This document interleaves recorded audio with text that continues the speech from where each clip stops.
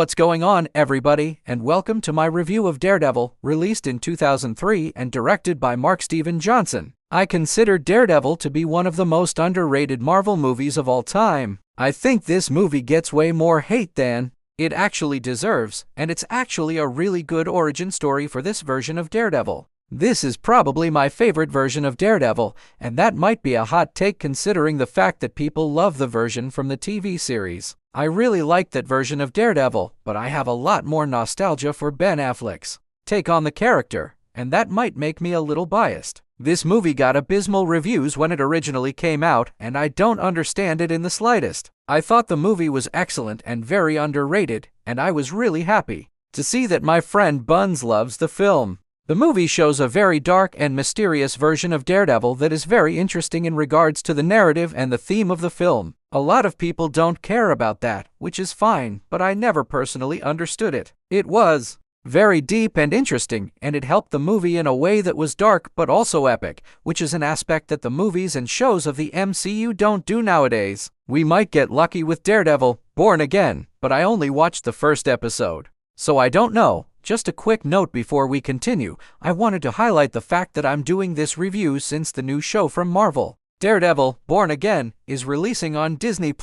I want to go over the Daredevil franchise for the new show coming up. I won't be able to review the Netflix show, I apologize, but it is what it is. I will try to review every 2 episodes of Daredevil, Born Again as they drop, but I might make a couple of them short form. I just don't know if I will have the time to make them in time. The Paddington in Peru full review is also getting a massive delay, and it will be released at an indefinite time. The craziest thing to me in regards to this film is the fact that Ben Affleck actually hates this film. I want to highlight this detail since Affleck has said that the movie inspired him to play Batman in Batman v Superman, Dawn of Justice, the dumpster fire that was Justice League, and the awesome director's cut of Justice League that doesn't have a CGI mustache in it. That's a video for another time. I loved his version of Batman, but I'm also sad that he dislikes this movie. It's a Spider-Man 3 thing. If you have watched any of my videos, you would know what I mean by that. Before I start talking about this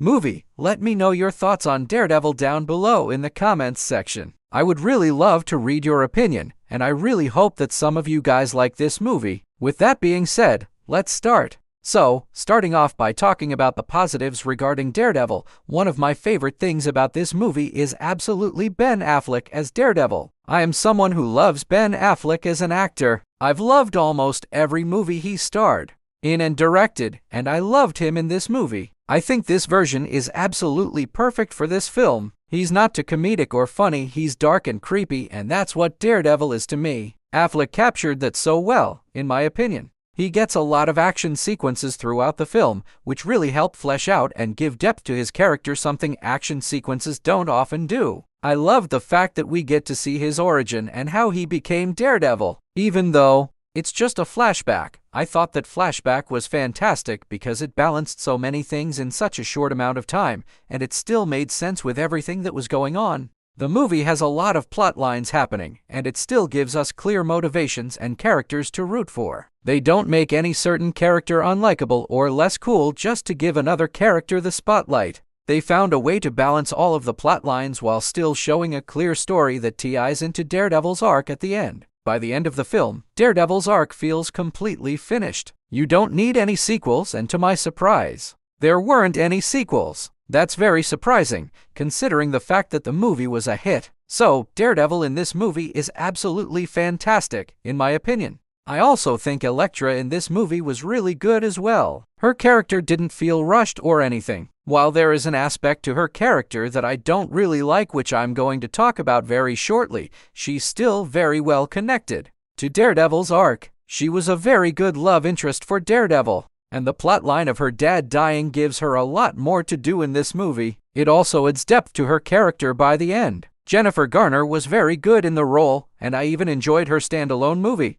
The plot, as I said, manages to balance so many storylines while still tying everything to the narrative, and I just love seeing that. I really like the side characters in this movie. Jon Favreau's character, while he didn't have much to do, was great and funny in the film. I also enjoyed this version of Kingpin. It's easily the worst version of Kingpin, in my opinion, but I still like it, so it's not a negative aspect for me. I think the costumes look really good in this film. My favorite costume is easily Daredevil's. He looked so intimidating, and he really reminded me of Batman from Batman Begins whenever he was on screen. There's a lot of special effects in this movie, and while there's an element I don't like regarding the CGI, which I'm going to talk about later, most of the CGI in this movie looks believable and good for its time. It actually looks better than Daredevil, Born Again, which is insane considering the fact that this movie came out 20 years ago and Daredevil, Born Again released only 2 days ago. But some of the CGI, like when he's falling, does look very good, in my opinion. The acting is really believable. The standouts for me are Ben Affleck and Jennifer Garner. They both gave great performances, in my opinion, that felt very realistic. But now let's move on to the negatives regarding Daredevil. I don't have a lot, but there are a couple that I do need to talk about. One of my least favorite things about this movie is Bullseye. He was such a bad villain for this film. He looks ridiculous, in my opinion. They gave no depth to his character, and he's not memorable in the slightest. You can barely remember anything he did in this movie except for killing Elektra. Other than that, he was very lame. The green screen also looks extremely fake. Some of the shots where Daredevil is jumping on top of buildings look so dated and unrealistic that it's hard to take those scenes seriously. And my final negative regarding this movie is the fact that some of the action sequences are unbelievably cheesy and cartoonish. There are a lot of action scenes where the CGI looks really dated, and it makes it feel like that one scene from Blade 2. Overall, I thought the action sequences were pretty bad in this movie. So, overall, I love this movie. I think it's extremely underrated. I don't understand why it gets such abysmal reviews. I really enjoyed it, so Daredevil gets a 9 out of 10. So what did you guys think about Daredevil? Did you like it as much as I did? Did you dislike it? Let me know all your thoughts down below in the comments section. I would love to read your opinions. Please like, subscribe, and share this video. I really appreciate it. Thank you so much for watching, and I'll see you guys in the next one.